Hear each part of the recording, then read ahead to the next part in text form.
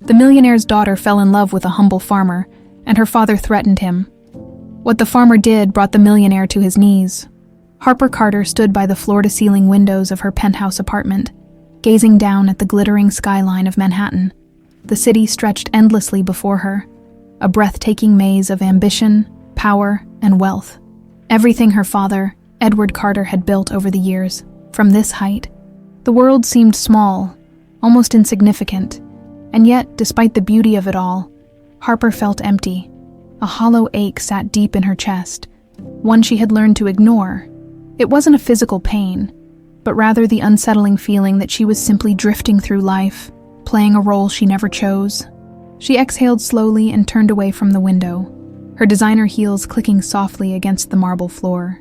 Tonight was yet another gala, another evening of forced smiles and conversations that revolved around numbers, investments, and real estate.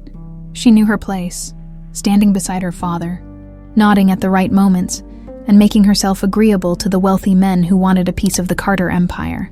"Harper, you're not even dressed yet," came a familiar voice from the doorway. She turned to see her father standing there, his expression calm but expectant. Edward Carter was a man who never needed to raise his voice. His presence alone was enough to command a room. His success built not on kindness, but on precision and strategy. "I'm not in the mood for another one of these events, Dad," Harper said, folding her arms across her chest. "Can't I just skip this one?" Edward arched a single brow. "Skip? You know how important tonight is?" "William will be there." Harper clenched her jaw. William Bradford. The name alone made her stomach tighten. For the past year, her father had been subtly, and not so subtly, pushing her toward William. He was the perfect match on paper. Young, successful, and already wealthy in his own right. A rising star in the real estate world. He had the right pedigree, the right connections.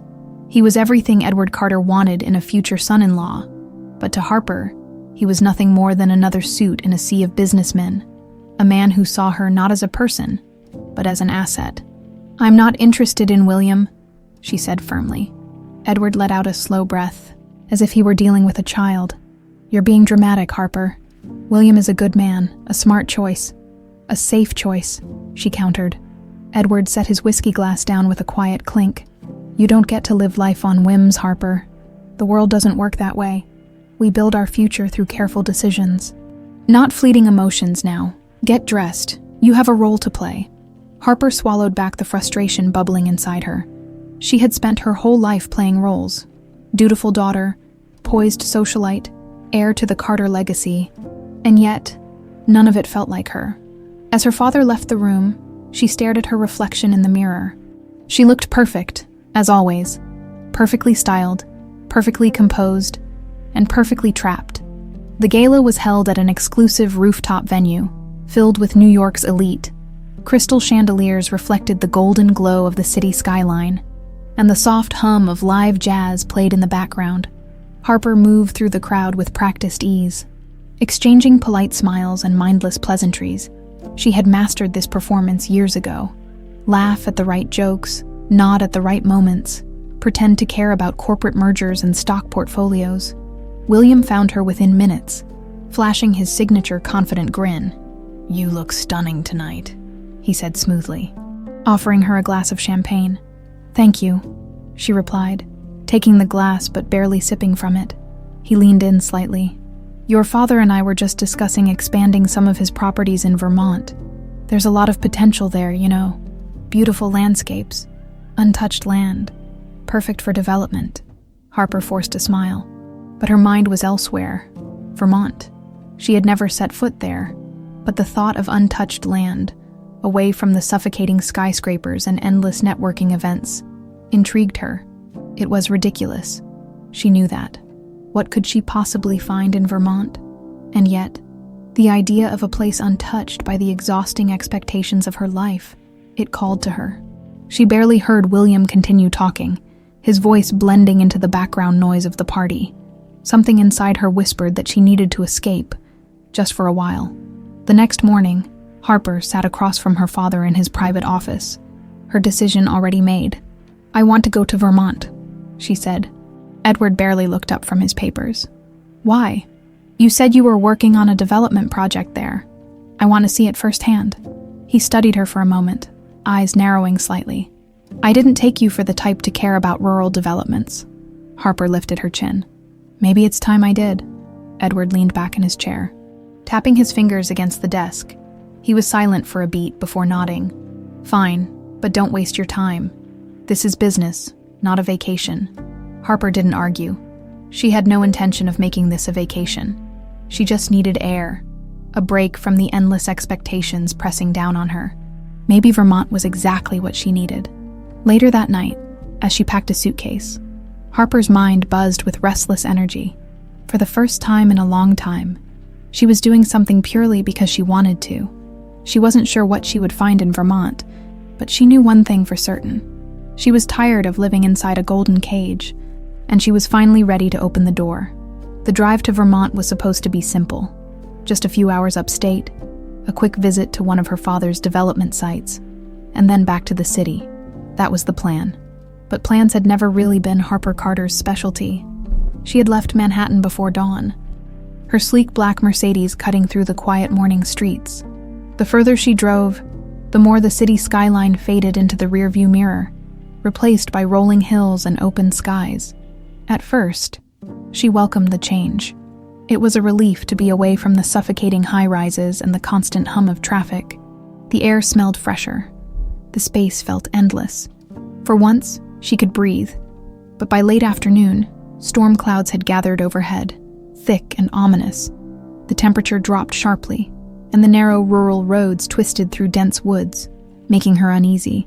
The GPS signal had flickered in and out for the past hour, and her father's assistant had warned her about an approaching storm before she left. Of course, she hadn't listened.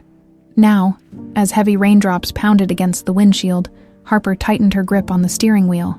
The road was barely visible beneath the downpour, the headlights doing little to cut through the gray haze. This was a mistake, she muttered under her breath. She should have just let her father's team handle the project. This wasn't her world. Dirt roads, rainstorms, and getting lost in the middle of nowhere. Her phone buzzed from the passenger seat, lighting up with a message from Edward. Edward Carter. "Storm's getting bad. Where are you?" Harper exhaled through her nose and tapped a quick reply. "Harper, almost there. It's fine." It wasn't fine. As if on cue, the tires hit a deep puddle, and the car jerked violently to the side. Harper's heart leaped into her throat as she fought to regain control. But the road was slick, and the back wheels skidded out from under her. Shit! The Mercedes spun off the pavement, sliding down a muddy embankment before slamming to a stop against the base of a towering oak tree. For a few seconds, everything was silent, except for the hammering of rain and Harper's own rapid breathing. The car's engine sputtered, then died completely. She sat there, gripping the wheel with white knuckles, her pulse pounding in her ears. She had crashed. Fantastic. She squeezed her eyes shut for a moment before forcing herself to move, testing her limbs. Nothing broken, just rattled. The dashboard lights flickered, then went dark. She tried the ignition once, twice. Nothing. "Of course," she muttered, slamming her hands against the wheel, her phone. She snatched it up, but there was no signal. "Are you kidding me?" The storm roared outside, wind rattling the windows. She needed help, but help was miles away, and she had no idea where the hell she even was. Harper took a shaky breath and scanned her surroundings. Through the rain-streaked glass, she spotted a faint glow in the distance. A porch light, a house. She grabbed her coat, pushed the door open, and stepped out into the storm. By the time she reached the house, she was drenched. The rain had soaked through her designer trench coat. Her hair clung to her face, and her heels were completely useless in the mud. She was freezing and thoroughly miserable by the time she reached the wooden steps of the wraparound porch. She hesitated for a split second before knocking on the door. A few seconds later, the door swung open, revealing a man. He was tall, broad-shouldered, and definitely not the type of person Harper was used to dealing with. Dressed in worn jeans and a fitted gray Henley, he looked like someone who had spent his entire life outdoors. His dark hair was damp, as if he had been out in the rain himself, and his sharp green eyes studied her with mild surprise and something close to amusement. "Didn't expect company in the middle of a storm," he said, voice deep and even. Harper straightened her shoulders, trying to regain some semblance of composure. I had an accident. My car slid off the road. No signal. I need to call for help." The man glanced past her, toward the road, then back at her. "You're not from around here." It wasn't a question. "No," Harper admitted, wrapping her arms around herself. "I was on my way to—" She hesitated. It wasn't like he would care about some real estate project. "Just passing through." His gaze lingered on her expensive coat, the way she shivered in her designer clothes, completely out of place on his porch. Then, after a beat, he sighed and stepped back. "Come inside. You're gonna freeze to death out here." Harper didn't argue. She stepped inside, grateful for the immediate warmth of the house. It smelled like wood and coffee, the air thick with the comforting scent of a fireplace. The interior was simple, rustic but well kept. Wooden beams stretched across the ceiling, and a well-worn leather couch sat near the crackling fire. The man walked past her, grabbing a towel from a nearby chair and holding it out. "Here. Thanks," she said. Taking it, he leaned against the counter, crossing his arms as he watched her. "So, who are you?" "Harper," she said, rubbing the towel over her soaked hair. "Harper Carter." Something flickered across his face at the name, but it was gone before she could place it. "You live here alone?" she asked, glancing around. "Yeah. You have a phone I can use." He nodded toward the kitchen. "Landline, but the storm knocked out the lines a few hours ago. No service until morning, at least." Harper blinked. "So, I'm stuck here. Unless you plan on walking back to town in that storm." She exhaled through her nose, rubbing her temples. "Great. Stranded in some stranger's cabin in the middle of nowhere." Her father was going to lose his mind. The man must have sensed her frustration because his lips quirked in amusement. "Relax, city girl," he said. "I don't bite." Harper shot him a look. "That's not reassuring." For the first time, he actually smiled. "Name's Owen," he said. "Owen Miller." Harper didn't know it yet, but her entire life had just changed. Harper Carter was not used to being stranded.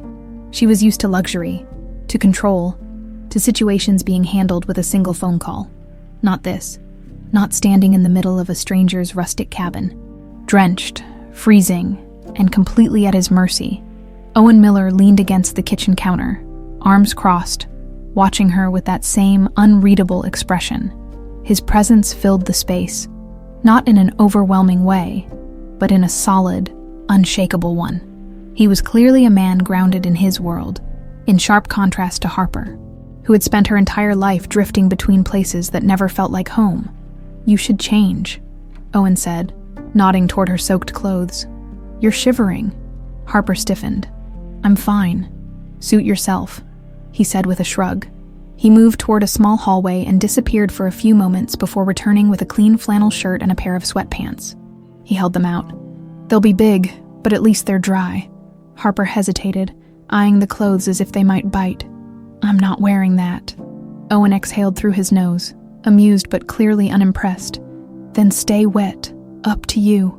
Her teeth chattered involuntarily, betraying her, annoyed with herself, and with him. She snatched the clothes from his hands. "Fine. Where's the bathroom?" He jerked his head toward a door near the back of the house.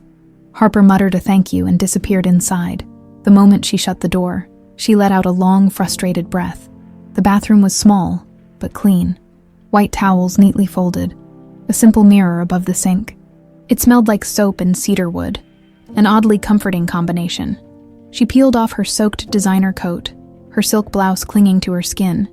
This entire situation was surreal. Less than 12 hours ago, she had been in a penthouse in Manhattan. Now she was stuck in some backwoods farmhouse with a man who looked like he belonged in a lumberjack commercial. Slipping into the borrowed clothes, she scowled at her reflection. The flannel shirt swallowed her whole, and the sweatpants were so loose she had to roll the waistband twice. She looked ridiculous. Sighing, she ran a hand through her damp hair and stepped back into the main room. Owen glanced up from where he stood near the fireplace. His gaze flickered over her for half a second before he went back to stoking the fire. If he found her appearance amusing, he didn't show it. "Better?" he asked. Harper folded her arms. Marginally. His lips twitched slightly, but he didn't comment. Instead, he moved toward the kitchen, You eat. What? Have you eaten? He repeated. Or do rich people survive purely on iced coffee and arrogance? Harper narrowed her eyes. Wow, that's original. He shrugged, unfazed. You hungry or not? She was, but admitting it felt like somehow losing. Owen didn't wait for an answer.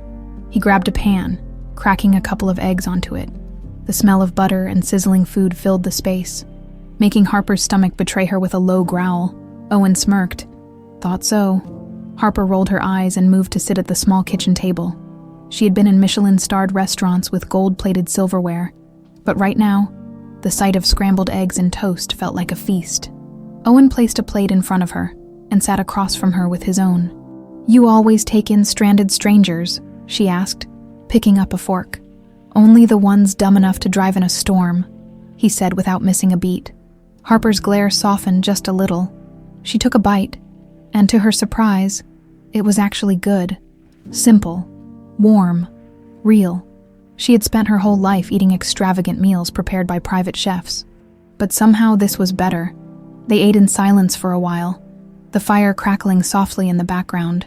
The storm still raged outside, rain pounding against the windows. Finally, Harper set her fork down. You live here alone? Yeah, Owen said simply. No family? His jaw tensed for just a second. Not anymore. She caught the shift in his expression, the brief flicker of something unspoken. And you? He asked, shifting the focus back to her. I take it you're not exactly a Vermont local. Harper smirked slightly. What gave it away? The Mercedes or the fact that I almost died in a puddle? Owen chuckled. The sound deep and real. Both, and the attitude. She huffed. I don't have an attitude. Owen just gave her a look. Harper exhaled, shaking her head. Fine. I'm from New York. My father's in real estate. I was on my way to one of his projects when my car skidded off the road. Owen's expression didn't change, but there was a brief pause. Real estate, huh? Yeah, Harper said, stretching her legs out under the table. You probably haven't heard of him, but his name is Edward Carter. Owen finished for her. Harper blinked, startled. You know him? Owen leaned back in his chair, folding his arms. Everyone around here knows Edward Carter. Something about the way he said it made the air shift. Harper frowned. What does that mean? Owen didn't answer right away. Instead, he stood, grabbing their empty plates and moving toward the sink. Means your old man isn't exactly popular in these parts, he finally said, his voice neutral. Harper stared at him, caught off guard. Why? Owen turned off the faucet, drying his hands on a dish towel. He met her gaze then, something almost unreadable in his green eyes. Guess you'll find out soon enough. For the first time that night, Harper felt cold in a way that had nothing to do with the storm. Harper couldn't shake the way Owen had looked at her after she mentioned her father's name. It wasn't anger exactly, but it wasn't indifference either.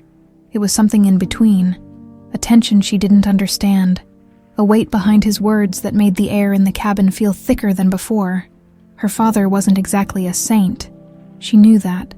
Edward Carter built his empire on ruthlessness, strategy, and control. But she had never given much thought to how his business deals affected people outside of his world. Until now. Harper pulled the oversized flannel tighter around herself, watching as Owen moved around the kitchen, rinsing dishes in the sink as if their conversation had already ended. But it hadn't. Not for her. You didn't answer my question, she said finally. Owen didn't look at her. Didn't think you really wanted the answer. She frowned. Try me.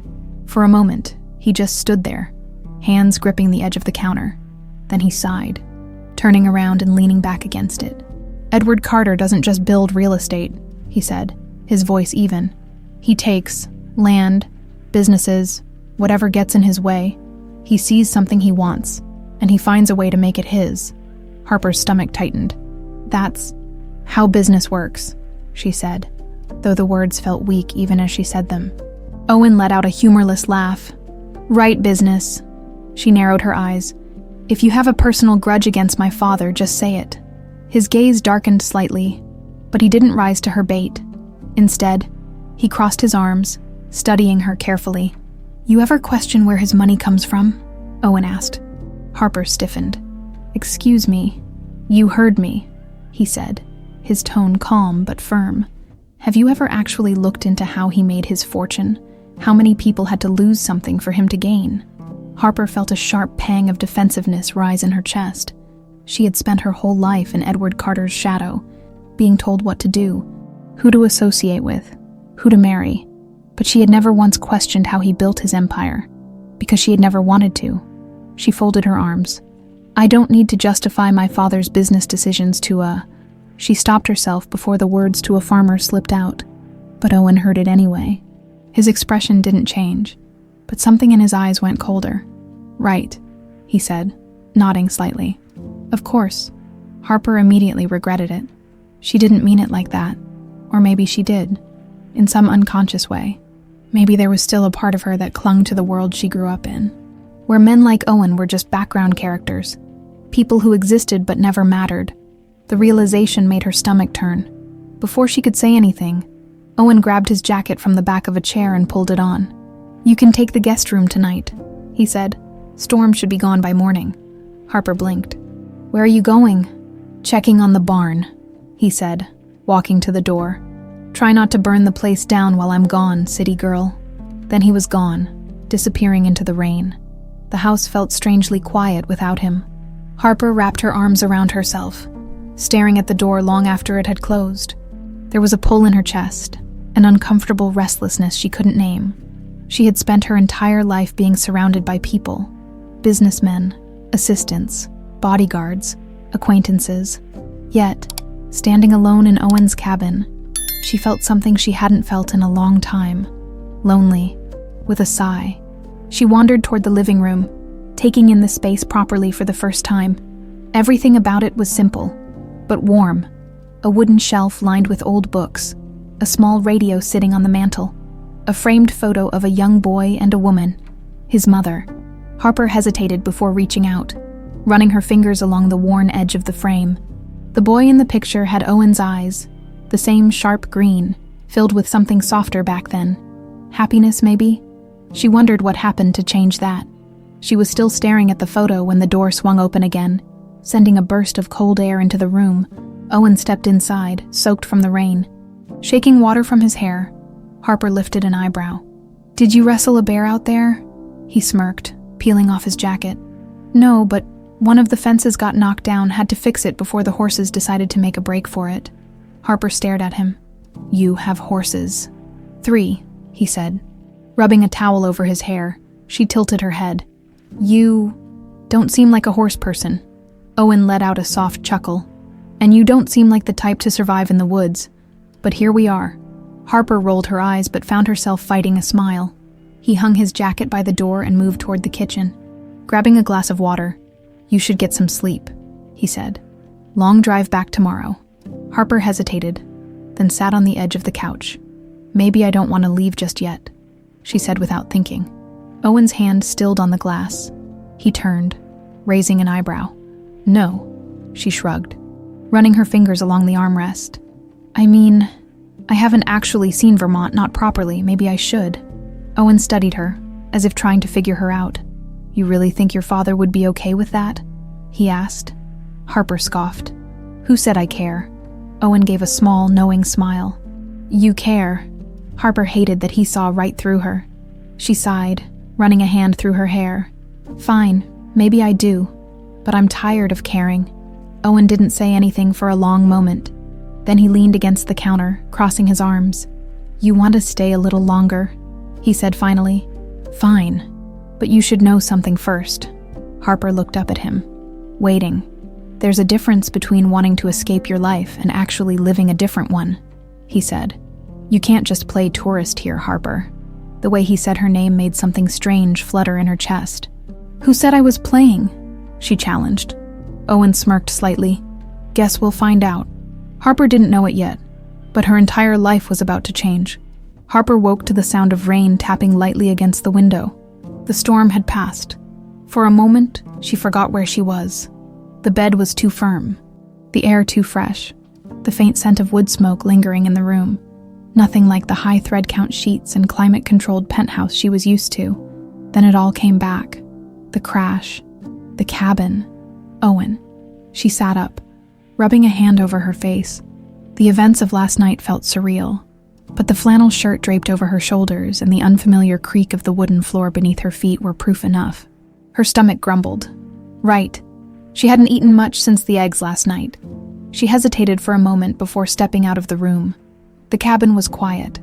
The fireplace had burned down to glowing embers, casting a faint warmth over the living room. She found Owen in the kitchen, his back to her, flipping something on the stove. "Morning, city girl," he said, without turning around. Harper rolled her eyes and leaned against the doorway. "Do you always greet people with sarcasm before breakfast?" He smirked. "Only the ones who almost wreck their cars on my land." Harper ignored that and glanced at the counter. Pancakes. Her stomach grumbled again, betraying her. Owen caught it and chuckled. "Sit. You can criticize my cooking after you eat it." Harper hesitated for only a second before moving to the table. The truth was, she was starving. Owen placed a plate in front of her and sat across from her with his own. She took a cautious bite and was surprised to find it good, really good. "You know," she said between bites, "for someone who looks like they eat nails for breakfast, you cook surprisingly well." Owen raised an eyebrow. "That's supposed to be a compliment." "Take it however you want," she said. Smirking, he shook his head but didn't argue. The banter between them felt easy, natural. She hadn't felt that with someone in a long time. The moment didn't last. A knock at the door shattered the quiet, loud, sharp, purposeful Owen's expression darkened before he even stood up. Harper frowned as he moved toward the door and swung it open. A man stood on the porch, broad-shouldered, mid-50s, with a face weathered by years of hard work. His eyes landed on Harper instantly, assessing her with a mix of surprise and suspicion. "Owen," the man said, his voice firm. "Didn't expect to find company here?" Harper straightened. "Company." He said it like she was an intruder. "Morning, Joe," Owen said, his tone carefully neutral. "What's going on?" Joe's gaze flickered between them before settling back on Owen. "Carter's men are in town." Harper's stomach dropped. Owen's expression didn't change, but his fingers curled slightly at his sides. "What do they want?" he asked. "What do you think?" Joe scoffed. "They're asking questions about your land. Rumor is Carter's looking to buy again." Harper felt the weight of those words settle over the room. Her father, she swallowed. Owen turned to look at her then, his green eyes sharp, not angry, but guarded. Joe folded his arms. "She got something to do with this." Harper bristled at the accusation. "Excuse me." Joe ignored her, speaking only to Owen. "Be careful, kid. Carter doesn't make offers. He makes moves." With that, he turned and walked off the porch, leaving an uncomfortable silence in his wake. Harper crossed her arms. "So that was friendly?" Owen exhaled through his nose, running a hand over his jaw. "He's not wrong." Harper stiffened. "Are you seriously blaming me for this?" "Did I say that?" Owen asked, his tone calm but sharp. "You didn't have to." Owen held her gaze for a long moment, before shaking his head and walking back inside. Harper followed. "This has nothing to do with me," she said firmly. Owen set his jaw. "You really believe that?" Harper hesitated. She wanted to argue, to tell him he was being ridiculous, but deep down, she knew better. She knew her father, and Edward Carter never made investments without a plan. For the rest of the morning, the air between them remained tense. Owen busied himself outside, checking the fences and tending to the horses, and Harper found herself wandering the property. It was beautiful, wide stretches of open land, rolling hills, and trees that stretched high into the sky. There was something peaceful about it, something that made her chest feel lighter. She could see why Owen fought so hard to keep it, and she could see why her father wanted it. This was real estate gold, untouched, unclaimed, and ripe for development. No wonder Edward was circling. The thought made her feel sick. She was standing by the barn when she heard Owen approach behind her. "You staying in town?" he asked. Harper turned. "I don't know yet." Owen nodded, as if he had already expected that answer. "You should, if you want to see what your father's really doing here." Harper frowned. "You think I don't know?" Owen met her gaze. "I think you know what he tells you." That hit harder than it should have. Harper pressed her lips together. "And what exactly do you think he's doing?" Owen let out a breath, glancing toward the land stretching behind them. "Destroying everything that's left of this place." Harper's stomach twisted.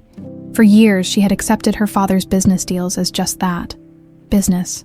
She had never thought about what those deals actually meant. But Owen had, because he lived it. Harper took a slow breath. "If I stay, will you show me?" Owen studied her for a long moment. Then, finally, he nodded. "Yeah," he said. "I'll show you everything." And just like that, Harper knew she wasn't going back to New York anytime soon. Harper had never questioned her father's world before. Not really. She had lived in penthouses, dined in Michelin-starred restaurants, worn designer clothes without thinking twice. The Carter empire had been built around her, and she had walked through it effortlessly, never needing to stop and wonder who had to lose for her family to win. But Owen Miller was making her see it. And now, she couldn't unsee it. She spent the next 2 days in Owen's world, waking up to the golden sunrise stretching over the open fields, drinking coffee that didn't come from an overpriced cafe, listening to the distant sound of horses in the barn. There were no emails, no scheduled meetings, no assistants waiting on her every move. Just life, real and unfiltered. And for the first time in a long time, Harper felt like a person, not an asset. Not Edward Carter's daughter, just Harper. She had thought she would hate it, but instead, she found herself watching the way Owen worked. How he moved through his land like it was an extension of him. How he knew every inch of it by heart. And something about that unsettled her, because she had never felt that kind of belonging anywhere.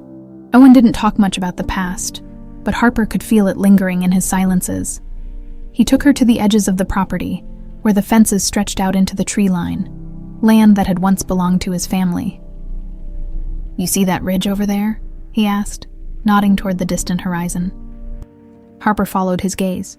"Yeah, used to belong to my grandfather," he said simply. She turned to look at him. What happened? Owen didn't answer right away. Instead, he let out a slow breath. "Your father happened." Harper felt her stomach twist. She wanted to argue, to tell him that Edward Carter wasn't a thief, that he was just a businessman, that deals were just deals. But something stopped her, because she wasn't sure if she believed that anymore. That night, Harper sat on the porch, staring out at the stars. It was strange, how different everything felt here. The city was never quiet. It was always moving, always demanding something from her. But here, the world breathed. Owen came outside a few minutes later, 2 beers in hand. He handed one to her without a word before sitting down on the steps beside her. Harper hesitated before taking a sip. She wasn't really a beer kind of girl, but she could make an exception. They sat in silence for a while, the cool night air settling around them. "You ever think about leaving?" she asked eventually. Owen exhaled through his nose.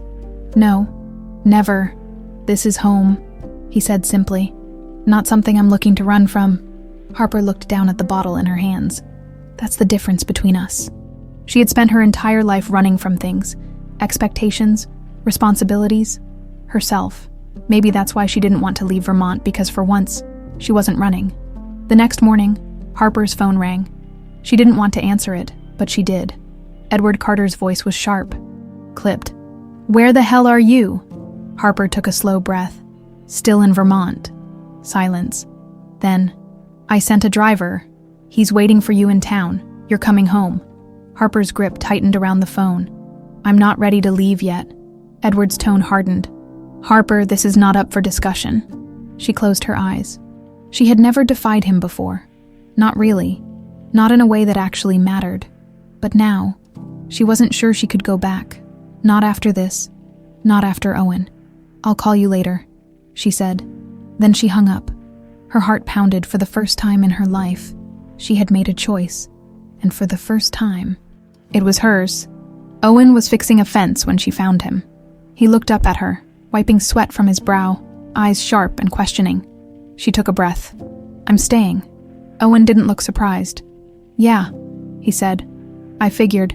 She narrowed her eyes. "You figured." His lips twitched. "Didn't seem like you were made for the city." "After all," Harper huffed. "Oh, please. You were ready to bet money that I'd run back to New York the second my father called." Owen smirked. "And yet, here you are." Harper rolled her eyes, but there was no real annoyance behind it, because he was right. Here she was, and she wasn't leaving.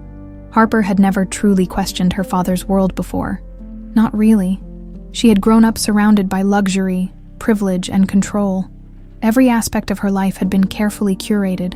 Her education, her friendships, even the men she was expected to date. Edward Carter dictated everything, and she had never resisted until now. Because now, she was seeing things differently. And the worst part, she couldn't unsee them. She spent the next few days in Owen's world, waking up to golden sunrises stretching over the open fields, drinking coffee that didn't come from an overpriced cafe, listening to the distant sound of horses in the barn. There were no emails, no scheduled meetings, no assistants waiting on her every move. Just life, real and unfiltered. And for the first time in a long time, Harper felt like a person, not an asset, not Edward Carter's daughter, just Harper. She had thought she would hate it, but instead, she found herself watching Owen work, how he moved through his land like it was an extension of him, how he knew every inch of it by heart, and something about that unsettled her, because she had never felt that kind of belonging anywhere. Owen didn't talk much about the past, but Harper could feel it lingering in his silences. One afternoon, he took her to the edges of the property, where the fences stretched out into the tree line, land that had once belonged to his family. "You see that ridge over there?" he asked, nodding toward the distant horizon. Harper followed his gaze. "Yeah, used to belong to my grandfather," he said simply. She turned to look at him. "What happened?" Owen didn't answer right away. Instead, he let out a slow breath. "Your father happened." Harper felt her stomach twist. She wanted to argue, to tell him that Edward Carter wasn't a thief, that he was just a businessman, that deals were just deals. But something stopped her, because she wasn't sure if she believed that anymore. That night, Harper sat on the porch. Staring out at the stars, it was strange, how different everything felt here. The city was never quiet. It was always moving, always demanding something from her. But here, the world breathed. Owen came outside a few minutes later, 2 beers in hand. He handed one to her without a word before sitting down on the steps beside her.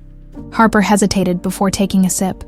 She wasn't really a beer kind of girl, but she could make an exception. They sat in silence for a while, the cool night air settling around them.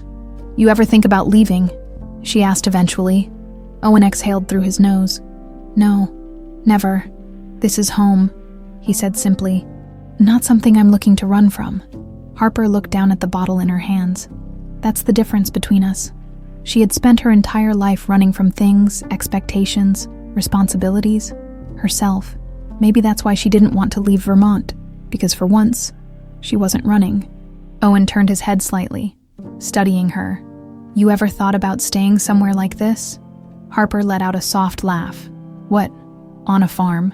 He smirked. "Yeah, wouldn't kill you, city girl." She rolled her eyes, but found herself smiling.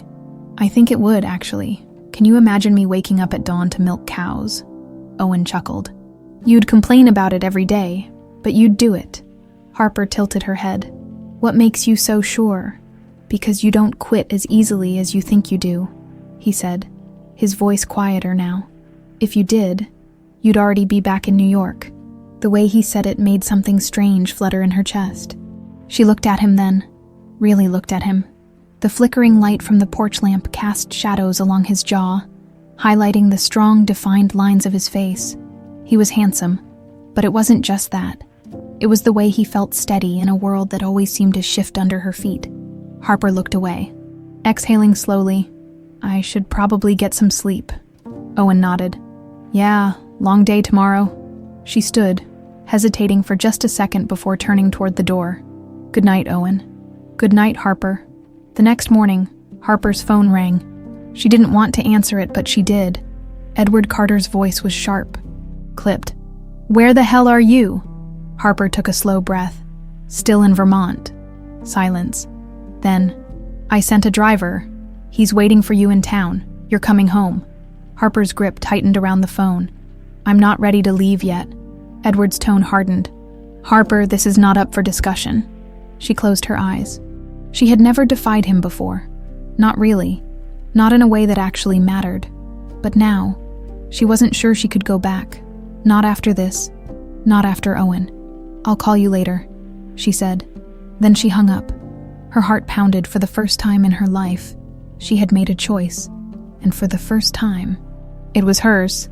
Owen was fixing a fence when she found him. He looked up at her, wiping sweat from his brow, eyes sharp and questioning. She took a breath. I'm staying. Owen didn't look surprised. Yeah, he said. I figured. She narrowed her eyes. You figured. His lips twitched. Didn't seem like you were made for the city. After all, Harper huffed. Oh, please. You were ready to bet money that I'd run back to New York the second my father called. Owen smirked. And yet, here you are? Harper rolled her eyes. But there was no real annoyance behind it, because he was right. Here she was, and she wasn't leaving. She took a step closer.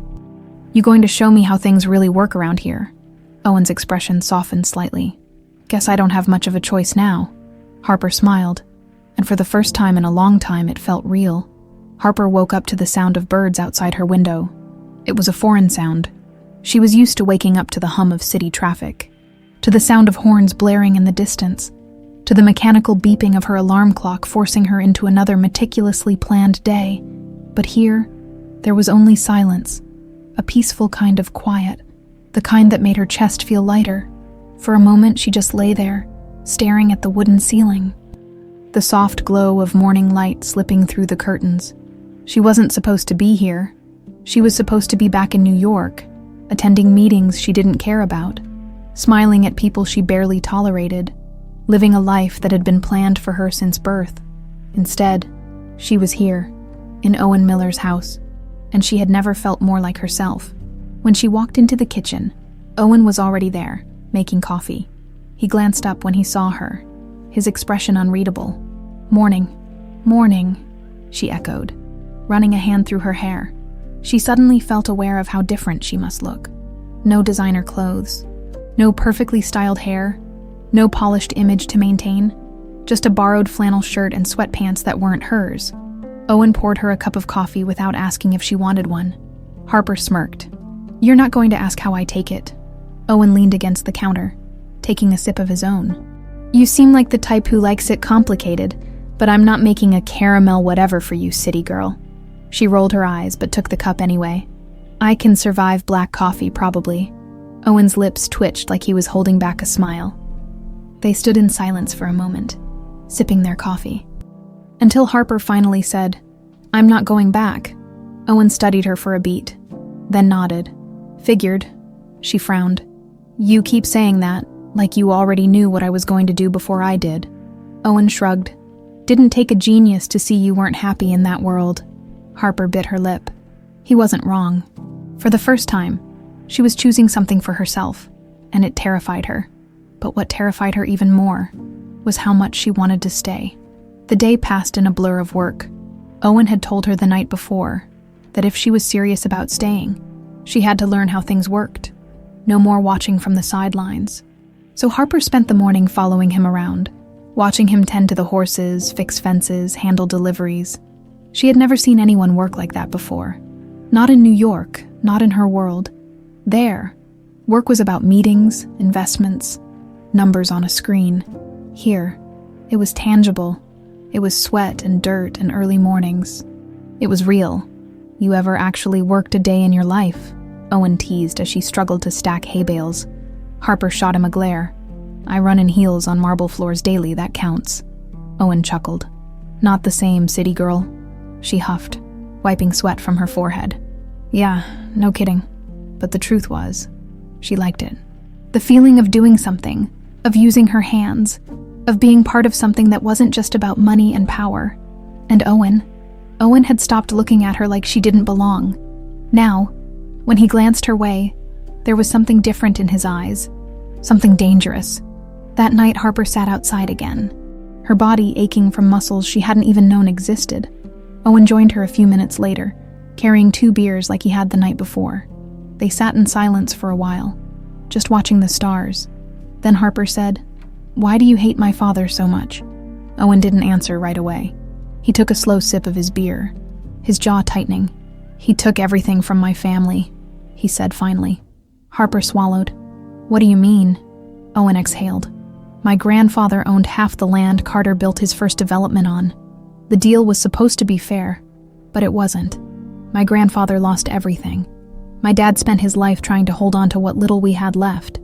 And now, Carter's still trying to take the rest. Harper felt something heavy settle in her chest. She had always known her father was ruthless in business, but this was different, because it wasn't just business. It was personal. And suddenly, Harper wasn't sure which side she was on anymore. Owen turned to look at her then, his green eyes sharp, searching. "You still think I'm wrong?" he asked. Harper shook her head slowly. No. She wasn't sure she had ever said no to Edward Carter before. But now, sitting here with Owen, feeling the weight of his words, she knew she couldn't defend her father anymore. Because for the first time, she wasn't sure if she really knew him at all. Owen was still looking at her, something unreadable in his gaze. Harper's heart pounded. She should look away. She should say something. She should leave. But she didn't, because something between them had shifted, and before she could stop herself, she leaned in, just slightly, just enough to feel the warmth of his breath, to see the way his eyes flickered down to her lips. Owen tensed. For a second, she thought he was going to pull away, but then, he didn't. His hand came up, brushing against her cheek, soft, tentative, and then finally, he kissed her. Slow at first, testing, then deeper, stronger. Harper melted into it. For the first time in her life, nothing else mattered. Not New York, not her father, not the war brewing between them. Just this. Just him. When they finally pulled away, Harper's breath was unsteady. Owen was looking at her like he wanted to say something. But before he could, his phone rang. His expression darkened as he checked the screen. Harper frowned. "Who is it?" Owen hesitated.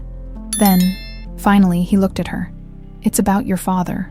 Harper's stomach dropped, because suddenly, she knew, whatever came next. Everything was about to change. The moment Owen said, "It's about your father," Harper's world snapped back into focus. She had been floating, lost in the warmth of his touch, in the way his lips had felt against hers, in the quiet moment where nothing else mattered. But now, reality had come crashing back in. Owen stood, phone still in his hand, his jaw clenched tight. Harper swallowed. "What is it?" Owen exhaled, running a hand through his hair. "Joe just called. Carter's men are in town again, and they're not just asking questions anymore." Harper felt her stomach twist. She knew this would happen. Her father didn't lose, and he didn't like being defied. "What do you mean?" she asked, standing up. Owen's green eyes met hers, sharp and unreadable. "They're talking to landowners, pressuring them to sell, offering more money than these people have ever seen, just to get them to sign their land over before they know what's happening." Harper's breath hitched. Her father was moving in, and she had no doubt that if money didn't work, he would find another way. Owen's expression hardened. "This isn't just business, Harper. Your father is trying to wipe out the last piece of this town that he doesn't own." Harper took a shaky breath. "I didn't know." Owen's jaw tensed. "But you're not surprised, are you?" She hesitated. No, she wasn't. Because deep down, she knew what her father was capable of. And yet, standing here now, hearing it from Owen, she felt something break inside her. "Harper," Owen said, his voice quieter now, "you need to decide whose side you're on." Her pulse pounded, because for the first time in her life, she wasn't sure. They drove into town early the next morning. The air was tense, heavier than usual. Harper could feel it in the way people glanced toward her, in the hushed conversations that stopped when she passed. They knew. They knew she was Edward Carter's daughter, and that meant she was the enemy. Owen parked the truck in front of the diner, but before they could step inside, a familiar voice called out, Well, look what the storm dragged back in." Harper turned to see William Bradford, her father's golden boy, the man she was supposed to marry. Her stomach twisted. She had forgotten how much she hated his smirk. William's eyes flicked to Owen, sizing him up before turning back to her. "I have to admit, Harper, I didn't think you'd last this long playing the country girl." Harper squared her shoulders. "What are you doing here, William?" William smiled, all teeth. "Business, of course. You didn't really think your father would let you run off without consequences, did you?" Harper's heart pounded. Owen took a step forward. If you've got something to say, say it. William didn't even look at him. His eyes were locked on Harper. You know your father, Harper, he said smoothly. He doesn't take disobedience lightly, and he sure as hell doesn't like being embarrassed. Harper's fingers curled into fists. This was a warning, a thinly veiled threat, and she knew exactly what came next. Tell my father I'm not coming back, she said, her voice steady. He can't control me anymore. William sighed dramatically. Come on, Harper, you don't belong here. You're a Carter, and Carters don't— Enough! The word was sharp, final, and it didn't come from Harper. It came from Owen. William finally turned to look at him, his smirk faltering for the first time. Owen's expression was deadly calm. His posture relaxed, but his eyes were burning. She said she's not coming back, Owen said. So I suggest you listen. For a moment, William didn't move. Then he chuckled. Oh, this is adorable. You really think she's going to stay here? That she's going to trade the Carter Empire for a life-shoveling horse shit? Harper took a step forward. You don't know anything about me. William's smirk returned. Don't I? Harper's pulse pounded. He was trying to get under her skin, to make her doubt herself, but she wasn't that girl anymore. So she did something that shocked even herself. She took Owen's hand, laced their fingers together, held on tight, and then she looked William dead in the eye. I'm not leaving, she said, and there's nothing my father can do to change that. For the first time, William looked uncertain, and Harper, she had never felt stronger. They drove back in silence. Harper could still feel the warmth of Owen's hand on hers, even though she had let go as soon as they got in the truck. She didn't know what had possessed her to do it, but she didn't regret it. Owen finally broke the silence. Are you sure about this? Harper exhaled. I have to be. Owen nodded, gripping the steering wheel tighter. Then we fight. Harper turned to look at him. You mean that? Owen's jaw was set, his green eyes burning. Yeah, he said. I mean it. That night, they sat on the porch again. Neither of them spoke for a long time. The stars were out. The air was cool, and for a moment, it felt like nothing had changed. But everything had. You really think we can win? Harper asked quietly. Owen didn't answer right away. Then he turned to her, his expression softer than before. I don't know, Harper swallowed. But you're going to fight anyway. Owen nodded. Yeah. Harper took a shaky breath. Then so am I. And just like that, it was decided. They were in this, together. And whatever came next, they would face it side by side. The decision had been made. Harper and Owen were going to fight. But how do you fight against a man like Edward Carter? Harper had grown up watching her father destroy anyone who got in his way. He didn't just win. He obliterated. He crushed people with legal loopholes, outmaneuvered them with dirty tricks, and when that failed, he bought their silence. Owen knew that, and yet, he wasn't afraid. Harper wished she could say the same. The next morning, they drove into town again. Harper could feel the weight of the stares, the whispers. She wasn't just an outsider anymore. She was a Carter, and that meant trouble. The tension was thick in the diner. Owen barely had time to sit down before Joe, the old rancher who had warned him before, stormed up to their table. You need to fix this, Miller. Harper stiffened, but Owen remained calm. What's going on? Joe slammed a stack of papers onto the table. They're sending contracts to the landowners, Joe growled. They're giving people a choice. Sign now and take the money, or watch as the land value plummets when Carter builds around them. Harper picked up one of the contracts. She recognized the legal jargon. It was a classic Edward Carter tactic. Make the deal look appealing. Make people sign out of fear, then take everything. She felt sick. Owen's hands clenched into fists. How many people have signed? He asked. Joe exhaled, rubbing a hand over his jaw. None yet, but the pressure's getting worse. Your land's next, Owen. Harper felt her chest tighten. It wasn't just a threat. It was a promise. That night, Harper sat on the porch again. Owen sat beside her, silent. She knew what he was thinking, because she was thinking it too. Her father wasn't going to stop. Not until he got what he wanted. I need to talk to him, Harper said suddenly. Owen turned to her, his expression unreadable. You think that'll do anything? Harper swallowed. I don't know, but I need to try. Owen was quiet for a long moment. Then he nodded. All right, he said. Let's do it. The next morning, Harper made the call. She expected Edward to ignore it, but he answered on the first ring. Harper, she took a deep breath. We need to talk.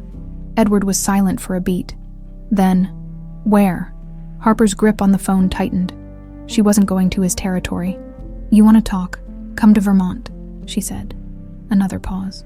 Then a slow, cold chuckle. You're making demands now. I'm asking, Harper corrected. One conversation, that's all.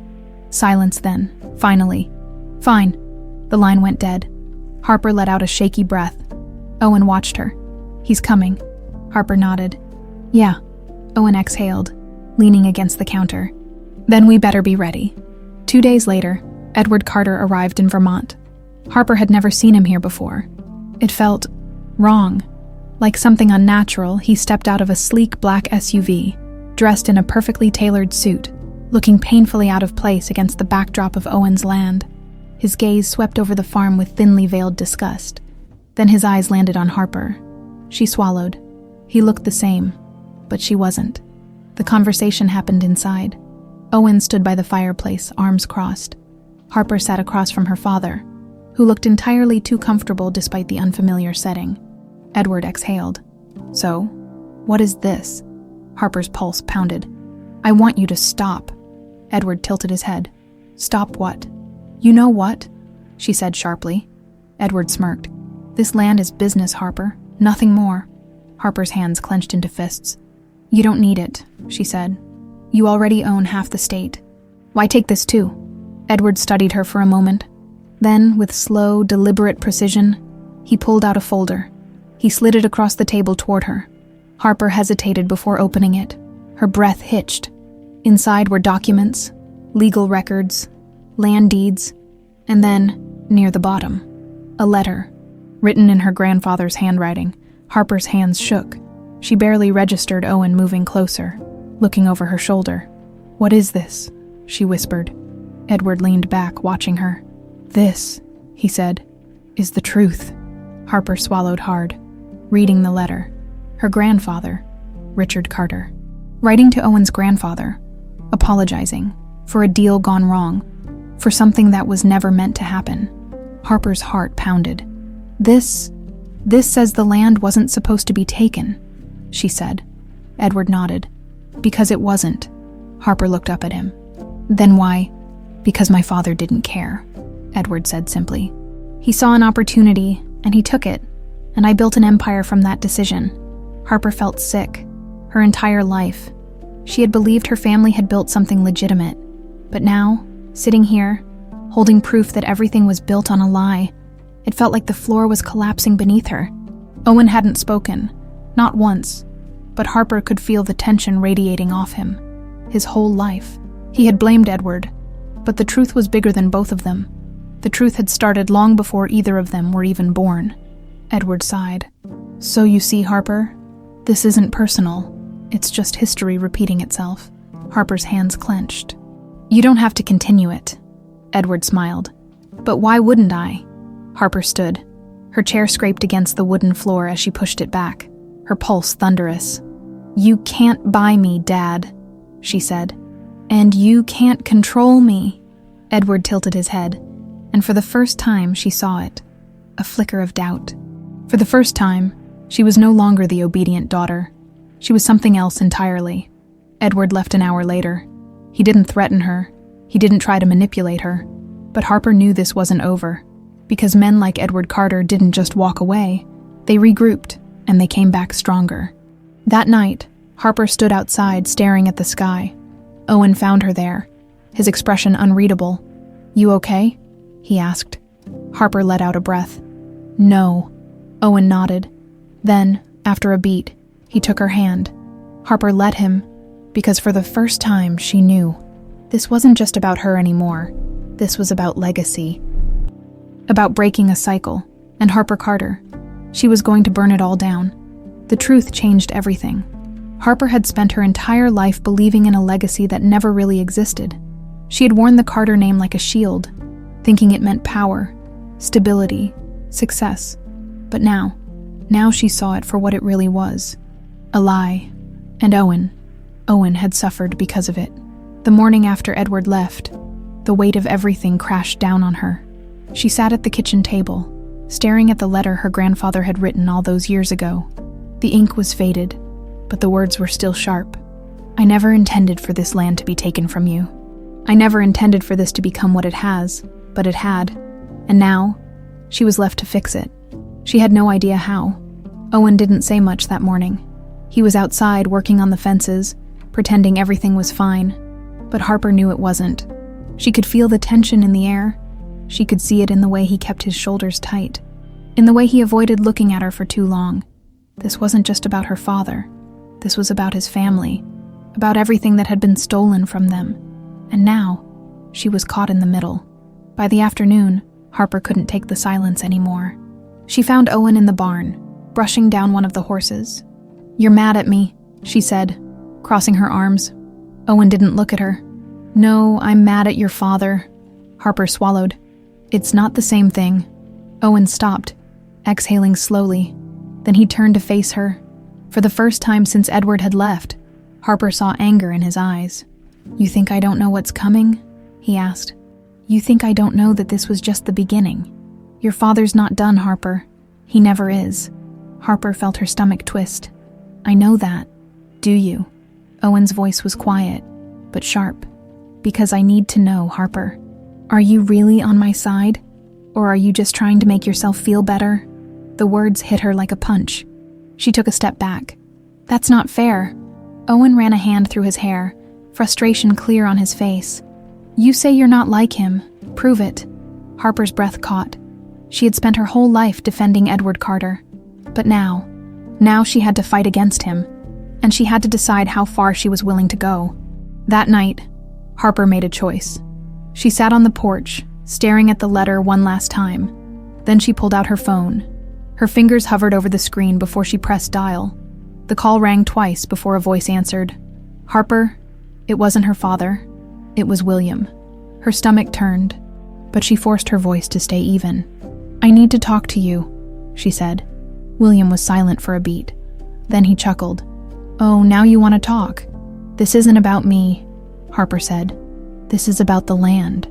William sighed. "Harper, you don't get it. Your father isn't going to back down." "I know that," Harper said. "But I need to know. How far is he willing to go?" Another pause. Then William said something that made Harper's blood go cold. "You really want the truth?" "Yes," Harper whispered. William exhaled. "Then meet me tomorrow, noon. But you come alone." The line went dead. Harper stared at her phone, her heart pounding. Because she knew this was a risk, but she also knew she had no other choice. Owen was furious when he found out. "You're meeting him alone?" he asked, his voice sharp. Harper folded her arms. "I need answers." "You don't know what he's going to do," Owen shot back. "What if it's a trap?" Harper swallowed hard. "Then I guess I'll find out." Owen let out a slow breath, running a hand over his jaw. "You don't have to do this," he said quietly. Harper met his gaze. "Yes, I do." Owen stared at her for a long moment. Then finally he sighed. "You're not going alone." Harper frowned. "Owen, no," he cut her off. I don't care what deal you made. I'm not letting you walk into this alone." Harper wanted to argue, but part of her was relieved, because as much as she wanted to be strong, she didn't want to face this alone. The next day, Harper and Owen drove into town. William was waiting for them outside an abandoned gas station. He raised an eyebrow when he saw Owen. "Not alone, I see." Harper folded her arms. "You expected me to trust you?" William smirked. "Fair point." Owen's posture was tense, his arms crossed as he stood beside Harper. "Talk," Owen said. "What does Carter really want?" William sighed. "The same thing he's always wanted. Everything." Harper clenched her jaw. "So he's going to force people out." William exhaled. "Not just force, destroy."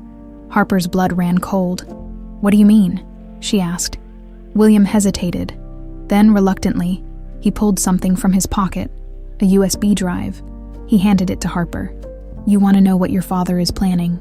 "It's all in there," he said. Harper stared at it. Owen narrowed his eyes. "Why are you giving this to us?" William shrugged. "Because I'm not stupid. I know how this ends. Your father wins, I get tossed aside, and the town gets buried under a shopping mall." Harper swallowed. "Maybe," William added. "It's time someone actually stopped him." Harper met Owen's gaze, and in that moment, she knew they had what they needed. And now, it was time to bring Edward Carter down. Harper stared at the USB drive in her hands, her mind racing. This tiny device held the truth. Everything her father had planned. Every underhanded deal. Every secret contract. Every manipulation. It was all here. She had spent her entire life ignoring the signs, pretending Edward Carter was just a ruthless businessman instead of a man who destroyed lives to get what he wanted. But there was no ignoring this. Not anymore. Because now, she had proof, and she was going to use it. Owen drove them back to the farm in silence. Harper could feel the tension radiating off him, his grip tight on the wheel. He didn't trust William, and honestly, neither did she. But the evidence was real, and that meant they had a chance. "We need to see what's on this," she said, breaking the silence. Owen nodded. "Yeah, but we need to be careful." Harper swallowed. "Because if my father finds out we have it, he'll come after you," Owen finished. She knew that. She had grown up watching her father take down his enemies. Now, she was one of them. They plugged the USB drive into Owen's laptop the moment they got back. Harper's hands trembled as she clicked through the files, legal documents, emails, financial statements. Proof. Her father had been planning this for years. One by one, the pieces fell into place. The false promises, the intimidation tactics, the quiet buyouts disguised as generous offers, and then, the worst part, buried at the bottom of the file was a document labeled Phase 2. Harper clicked on it, and what she saw made her blood run cold. Edward Carter wasn't just forcing people to sell, he was setting them up to fail, raising property taxes in secret, cutting off local suppliers, creating a crisis so severe that people would have no choice but to sell. And the moment they did, he would bulldoze everything, not just Owen's land, the entire town. Harper's breath caught. He's going to wipe everything out. Owen clenched his jaw. And rebuild it into a playground for billionaires. Harper swallowed hard. This isn't just about your family's land anymore. This is about all of them. Owen nodded. Yeah, and now we have to warn them. The town meeting was set for that night. Owen spread the word quickly. By the time they arrived at the small community center, the room was packed. Farmers, business owners, families who had lived in Vermont for generations. All of them waiting. All of them afraid. And Harper had never felt so out of place. She wasn't one of them. She was the enemy's daughter, and they all knew it. Owen stood beside her as they stepped to the front of the room. Joe, the old rancher who had warned them before, narrowed his eyes. "What's this about, Miller?" Owen didn't hesitate. He turned to Harper and let her speak. Harper took a shaky breath, her hands tightening around the USB drive. "My father is planning to destroy this town," she said, her voice steady despite the weight of her words. A murmur rippled through the crowd. Some people looked skeptical, others angry. She held up the USB drive. "I have proof." Joe folded his arms. "Why should we believe you?" Harper's chest tightened. She understood why they didn't trust her, but they had to. She turned to Owen. He gave her a small, almost imperceptible nod. So she did the only thing she could. She told them everything. By the time she was done, the room was dead silent. People weren't just angry. They were furious. Owen crossed his arms. "We have two choices. We can sit back and let Carter take everything, or we can fight." The silence stretched. Then Joe stepped forward. His voice was gruff. "What's the plan?" And just like that, the war began. The next few days were a blur of strategy. They gathered every legal loophole they could find, every document they could use against Edward Carter. They contacted the media, the local government, anyone who would listen, and slowly, people started fighting back. But Harper knew it wasn't enough, because her father wasn't just powerful. He was dangerous, and he wasn't going to let this go without a fight. The first attack came 2 days later. Owen's fences were slashed. His barn was vandalized, and a single message was carved into the wood. "Leave." Harper's stomach turned. Owen clenched his jaw. "So it begins." Harper exhaled. We knew this was coming. Owen turned to her. Yeah, but that doesn't mean I have to like it. Harper swallowed hard. I'm sorry. Owen's expression softened. This isn't your fault, Harper. But it is, she whispered. I brought this here. Owen took a step closer, and then another, until he was standing right in front of her. No, he said quietly. Your father did this, not you. Harper looked up at him, and for the first time in days, she let herself breathe, because as long as Owen was standing beside her, she knew they still had a chance that night. Harper couldn't sleep. She stepped outside, staring at the darkened sky, the weight of everything pressed down on her. She had spent so long being her father's daughter. Now she was his enemy, and she didn't know how to stop him. But she had to, because if she didn't, she would lose everything. Owen found her outside an hour later. He didn't say anything at first. He just handed her a cup of coffee. Harper blinked. At midnight, Owen smirked. Figured you could use it. Harper sighed, taking a sip. Then she glanced at him. Do you really think we can win this? Owen didn't answer right away. Then, finally, he said, I think we have to try. Harper exhaled. Yeah, we do. They stood in silence for a long time. The night was calm, but Harper knew it wouldn't last, because Edward Carter wasn't done, and the next time he struck, it would be worse. Harper had known the fight wouldn't be easy, but she hadn't expected it to feel like this. Like waking up every morning and wondering what fresh hell her father would unleash. Like watching fear settle in the eyes of good people who had never asked for this war. Like knowing that, no matter what, she was the reason this was happening. The morning after the barn was vandalized, the threats got worse. First, it was a phone call. No words, just silence. Then, later that afternoon, a black car parked near the farm for hours, just watching. And that night, Owen's truck was trashed. Smashed windows, slashed tires, and another message, spray-painted on the hood. Stop. Harper's stomach dropped. Owen stood next to her, his jaw clenched so tight she thought he might break. She turned to him, voice shaking. Owen, this is getting dangerous. Owen exhaled slowly. It already was. Harper swallowed. We should go to the police. Owen let out a bitter laugh. And say what? That one of the most powerful men in the country is throwing a tantrum because his daughter finally grew a spine. Harper winced. Because he wasn't wrong. Edward Carter's influence stretched far beyond this town. And if the police hadn't stopped him before, they wouldn't stop him now. The town was angry after the meeting. People had been fired up, ready to fight. But now, fear was setting in. The destruction of Owen's truck sent a clear message. Edward Carter wasn't just threatening people. He was punishing them. Joe, gruff, no-nonsense Joe, was the first to voice what everyone was thinking. If we fight, we're signing our own death warrants. Harper's chest tightened. So what? We just give up. Joe's eyes flickered to her, and there it was. That doubt, that resentment, that look that said, "This isn't your fight, girl. You don't belong here."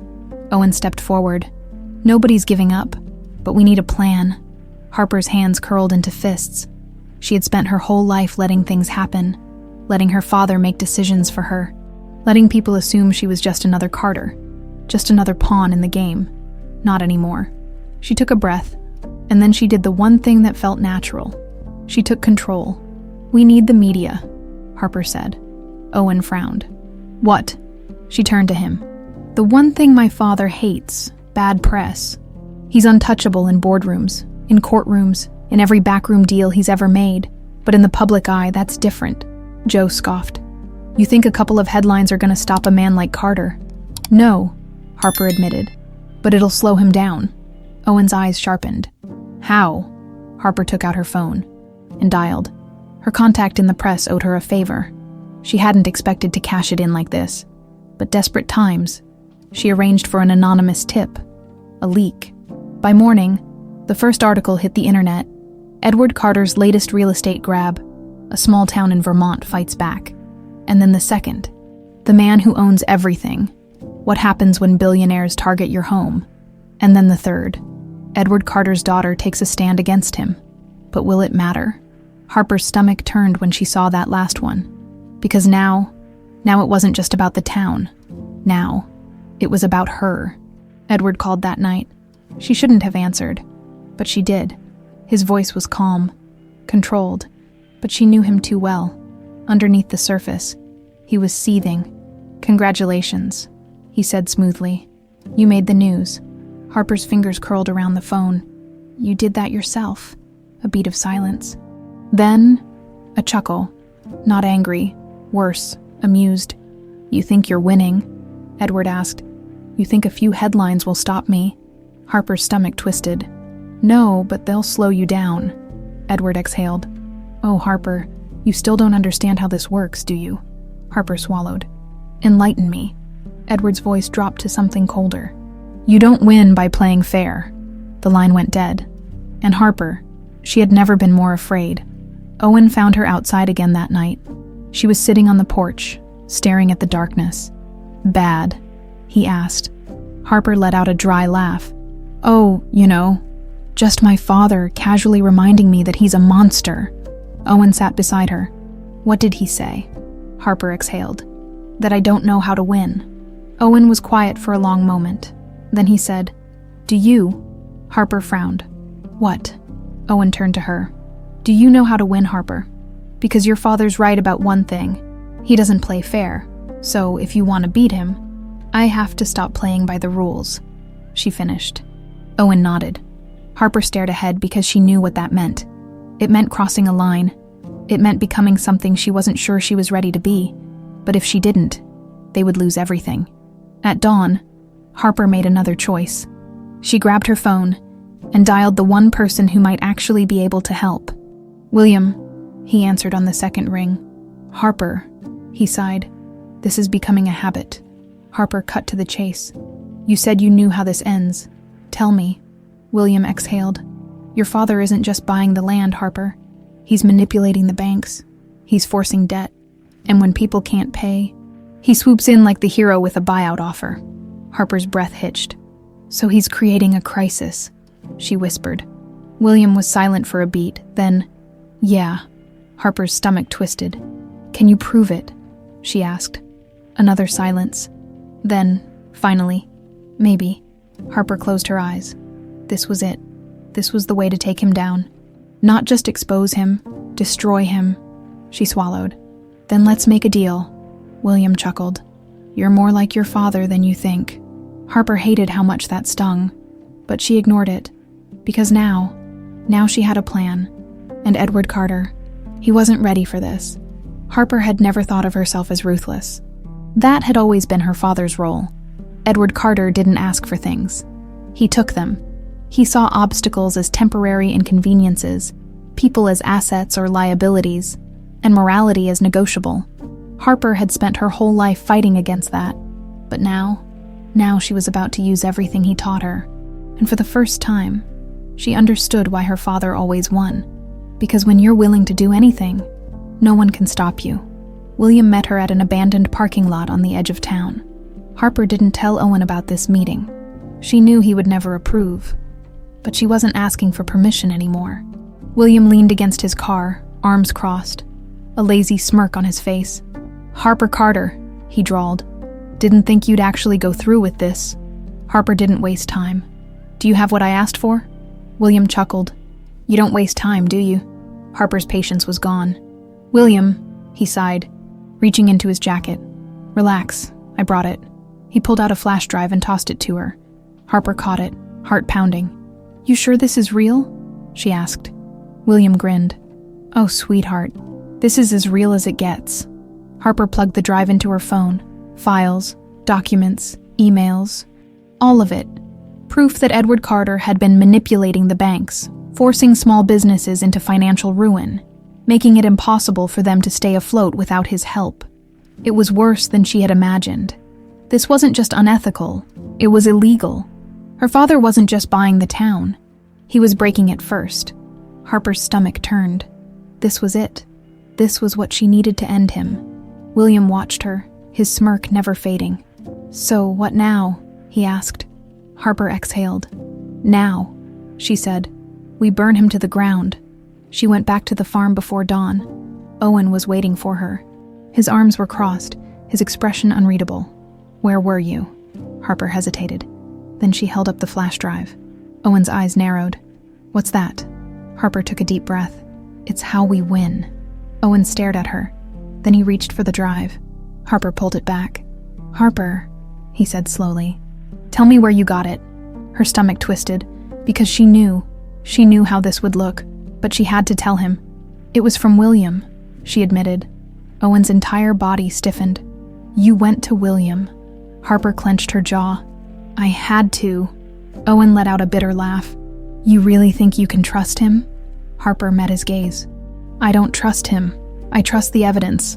Owen exhaled, running a hand through his hair. "Harper, I did what I had to do," she interrupted. Owen's jaw tightened. "Yeah," he muttered. "You did." And for the first time, it didn't sound like a compliment. Harper didn't have time to dwell on Owen's disappointment. Because the next move had already been set in motion, she sent the files to her contact in the press. This time, they didn't just run a story. They ran an investigation. National news picked it up. Suddenly, Edward Carter wasn't just a real estate mogul. He was a corrupt businessman under federal scrutiny. And Harper, she was the woman who exposed him. She knew the fallout would be immediate, but she wasn't prepared for how fast it came. That afternoon, Edward called. Harper didn't answer, so he sent someone else. Owen found her in the barn, his expression grim. "You need to see this," he said. Holding up his phone, Harper took it. Her stomach plummeted. It was a news clip. The headline, "Edward Carter's daughter betrays her own family," and the man giving the interview, William. Harper's blood ran cold. She pressed play. William was seated in a news studio, dressed in a sharp suit, looking every bit the perfect Carter protege, and the words coming out of his mouth, lies. "Harper Carter has always been reckless," he was saying. "She doesn't understand business, and she certainly doesn't understand loyalty." The reporter leaned in. "Are you saying she fabricated these accusations?" William gave a mocking smile. "I'm saying Harper Carter is trying to destroy her own father because she doesn't like the way he does business. She's not a whistleblower. She's a traitor." Harper's hands shook. Owen exhaled sharply. "He set you up." Harper swallowed hard. "Yes, he did." Her father called again. "This time," she answered. "Well," Edward said smoothly. "That backfired, didn't it?" Harper's heart pounded. "You sent him." Edward chuckled. "Oh, sweetheart, I didn't have to. You walked right into it." Harper's throat tightened. She had thought she was being smart, but she had played exactly into her father's hands. "You don't win by playing fair," Edward continued. "You should have learned that by now." Harper's fingers curled around the phone.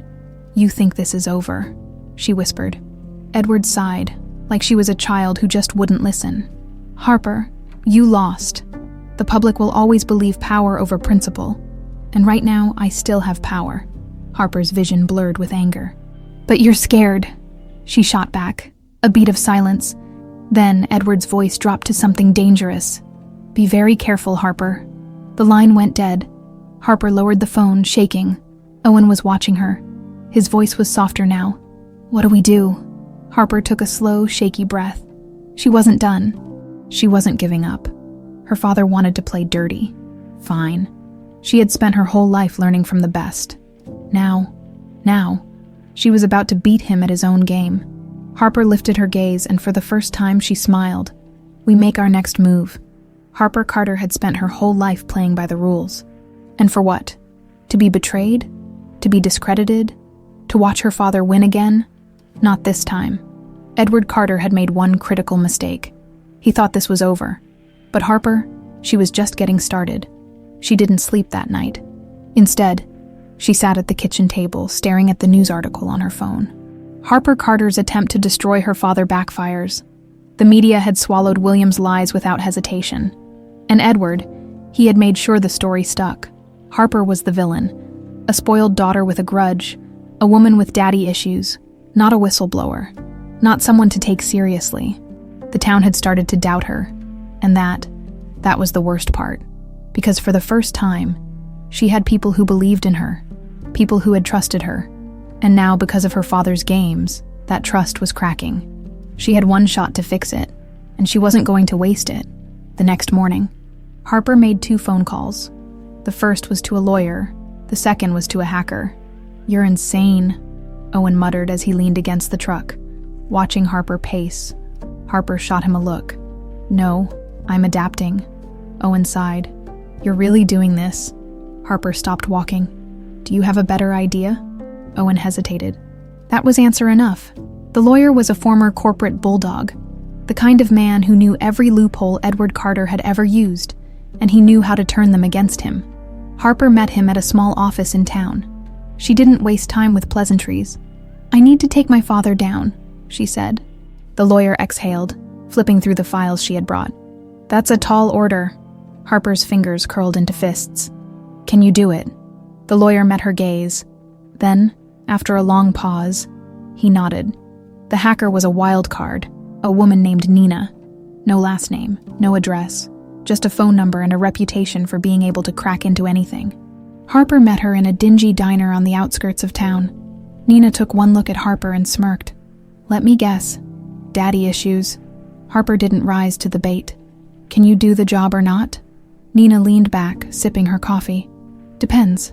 Harper clenched her jaw. "On what?" Nina's smirk widened. "How much fun it's gonna be." By nightfall, the plan was in motion. Harper had learned from her father. He didn't fight clean. So now, neither would she. Owen found her on the porch later that night. "You sure about this?" he asked quietly. Harper stared at the dark horizon. "I've never been more sure of anything in my life."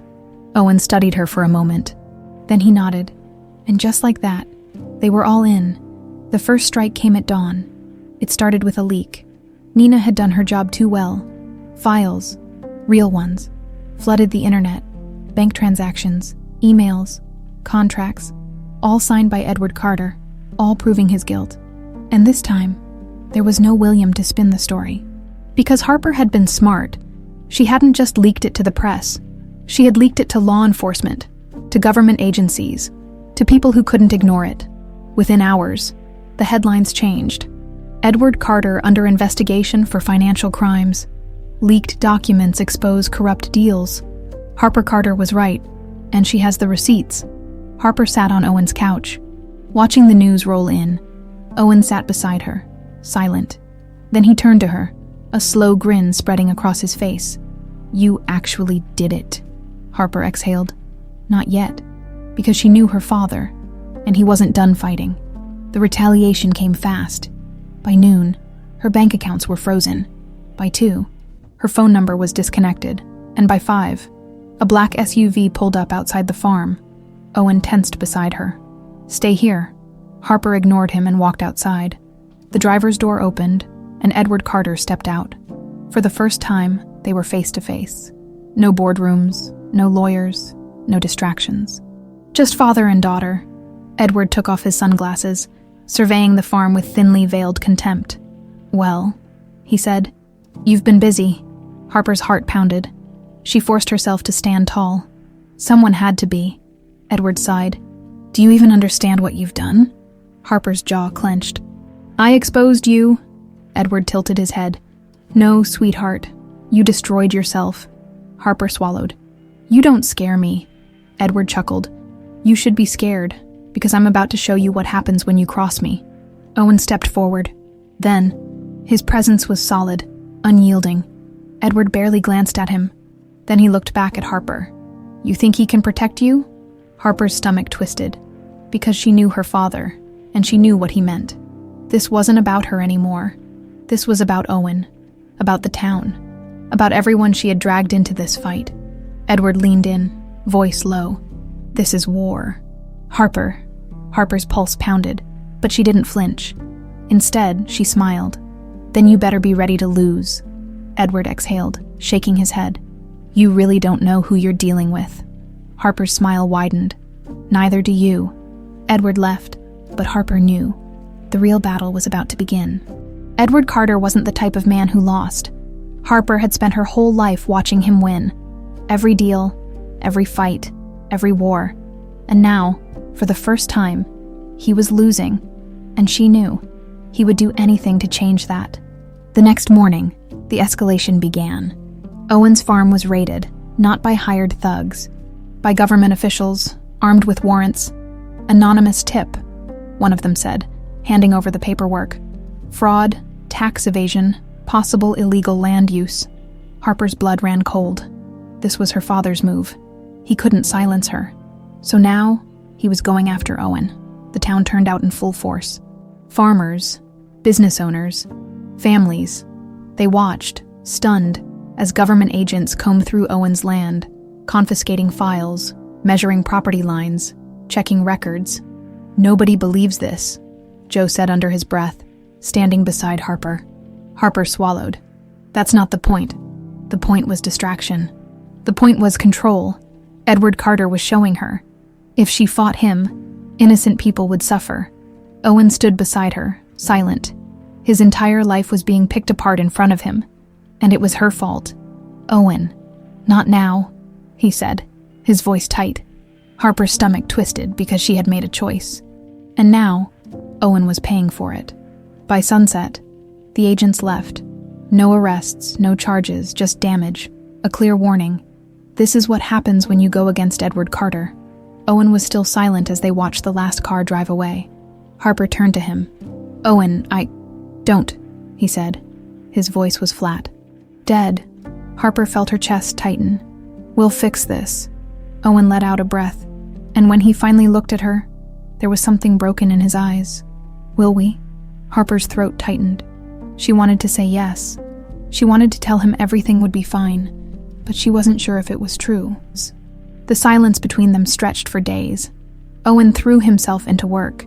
Harper threw herself into strategy, because if her father was going after Owen, it meant he was desperate. It meant she was close. The final move came 2 nights later. A fire. Harper woke to the sound of screaming. She ran outside, heart pounding, breath short, and then she saw it. Owen's barn, burning. Owen was already there, shouting orders, dragging out horses, trying to control the chaos. Flames licked the sky, turning the night into a nightmare. Harper ran toward him. What happened? Owen didn't stop working. Arson. Harper's stomach dropped. She turned, searching for answers, searching for proof, and then she saw it. A man in the distance, dressed in black, watching, then disappearing. It took hours to put out the fire. By morning, the barn was gone. The damage was catastrophic. Harper stood next to Owen, staring at the ruins. Her chest was tight. This was him, she whispered. Owen exhaled. Yeah. Harper turned to him. We have to end this. Owen finally met her gaze, and for the first time since it all started, he didn't look angry. He looked ready. Then let's finish it. Harper made one last call. She didn't call the press. She didn't call the government. She called her father. He answered after one ring. Harper, Edward said smoothly. You've been busy. Harper's pulse pounded. You burned his barn. Edward sighed. Do you have proof? Harper clenched her jaw. I don't need proof, I know it was you. Edward chuckled. Then what are you going to do about it? Harper took a slow, steady breath, and then she gave him a choice. You back off, she said. You leave this town alone. You walk away, and I won't go through with this. Edward's voice was amused. Go through with what? Harper smiled. You'll find out soon enough. For the first time, there was a pause, a hesitation. Then, Edward sighed. You're bluffing. Harper's grip tightened on the phone. Try me. The final move was already in place. Harper had been one step ahead, because while Edward had been burning barns and sending threats, Harper had been digging, and she had found something. A weakness. Her father's empire wasn't untouchable. It had a crack, and she had just enough leverage to break it apart. That night, the truth came out. Leaked documents, anonymous sources, the real Edward Carter, exposed, not just for corruption, for fraud, for bribery, for federal crimes. And this time, there was no spinning it. By morning, the headlines were everywhere. Edward Carter under federal investigation, criminal charges pending. Carter Industries faces collapse after shocking revelations. The king has fallen. Harper stood in the kitchen, watching the news. Her father's face was plastered across every screen. Owen walked in, coffee in hand. He raised an eyebrow. So? He said. That's it. Harper exhaled. Yeah, she murmured. That's it. Owen smirked. You really took down Edward Carter? Harper let out a breath. I guess I did. Her phone rang. She knew who it was. She answered. Silence, then. Her father's voice. Congratulations, Edward said. Harper's pulse pounded. You lost. A beat of silence. Then, Edward chuckled. Did I? Harper's grip tightened on the phone. And in that moment, she knew. Edward Carter wasn't done. Not yet. Edward Carter had lost, at least. That's what the world thought. Harper had done the impossible. She had brought him down. His empire was crumbling. His reputation was shattered, and the legal system was finally closing in. The man who had spent his life controlling everything was now at the mercy of forces he couldn't manipulate. But Harper knew better.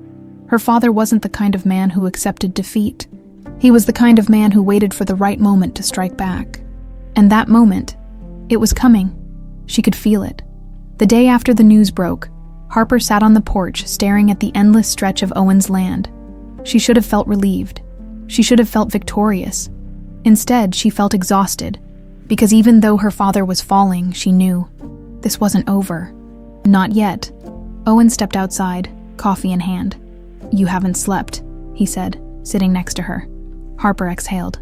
How could I? Owen took a sip of his coffee, watching her carefully. He's done, Harper. He has no power left. Harper turned to him, her voice quiet. You don't know my father. Owen frowned. Then tell me. Harper stared down at her hands. Edward Carter doesn't fight battles, she said. He ends them. If he thinks there's even a chance that I could ruin him forever, he won't stop. Owen studied her. You're scared. Harper swallowed hard. For the first time in weeks, she let herself admit it. Yeah, the attack came that night. Not physical, financial. At exactly midnight, Harper's phone buzzed. She grabbed it, blinking at the screen. It was an alert. Her accounts had been wiped. Every cent. Gone. A second alert followed. Her name had been blacklisted in every major financial institution connected to Carter Industries. She had no access, no money, no resources. Harper's stomach twisted. This was her father's message. If he was going down, he was taking her with him. The next morning, the calls started. Her lawyer, her contacts, her last remaining allies, all saying the same thing. Edward Carter had played his final hand. He had turned everything against her, made sure no company would ever work with her again, made sure her name was ruined. And now she was just as powerless as he was. Harper sat at the kitchen table, staring at the phone. Owen stood near the sink, arms crossed. You knew this was coming, he said. Harper nodded. I just didn't think it would happen this fast. Owen pulled out a chair, sitting across from her. Can you stop him? Harper exhaled. Not this time. Owen frowned. So what do we do? Harper closed her eyes. Then finally, she made a decision. She called him, the man who had built her, the man who had tried to destroy her. Edward Carter. He answered after one ring. Hello, Harper, he said, voice smooth as ever. Harper's pulse pounded. You took everything. Edward sighed. You took everything first. Harper clenched her jaw. You want me to beg, don't you? Edward chuckled. No, sweetheart. I just want you to understand. Understand what? Edward's voice dropped lower. You can fight me. You can try to ruin me. But at the end of the day, I'm still your father. Harper swallowed hard, because she knew what he was really saying. She would always be a Carter. And in the world Edward Carter had built, that meant something. Harper sat in silence for a long moment. Then she whispered, I'm not like you. Edward exhaled. No, he said softly, but you're learning. And then the line went dead. The next day, the headlines changed. Edward Carter was officially under federal indictment. His empire had fallen. But Harper, she wasn't sure if she had one, because the cost. It had been everything, her reputation, her money, her name. She had wanted to take her father down, and she had. But now, she had nothing left. Owen found her later that night. You okay? Harper let out a breath. I don't know. Owen sat beside her. You're free, he said. Harper turned to him. Am I? Owen studied her for a moment. Then, quietly, he said, You don't have to be your father's daughter anymore. Harper swallowed hard, because for the first time, she realized he was right. She had spent so long fighting Edward Carter, so long trying to prove she wasn't like him. And now she had the chance to be someone else, someone new. The next morning, she packed a bag, not for New York, for somewhere else. She didn't know where yet. She just knew. She wasn't going back. Owen stood by the truck, watching her. "You sure about this?" he asked. Harper nodded. "For the first time in my life." "Yeah," Owen smirked. "So that's it, you're just leaving." Harper smiled. "No." Then she tossed her bag in the truck and kissed him, slow, certain. And for the first time, it wasn't about defiance. It wasn't about rebellion. It was about her, choosing something for herself when they pulled apart. Owen grinned. "Guess I'll have to come with you then." Harper smirked. "Guess you will." And just like that, they drove into the unknown, together, free. End of chapter 16, 2,000 words. Finale, the reckoning. Edward Carter fell. Harper Carter rose. And in the end, she didn't just defeat him. She walked away from him, from the past, from the name, from the war, and she built something new, something real. Because in the end, Harper Carter didn't just win. She chose her own future.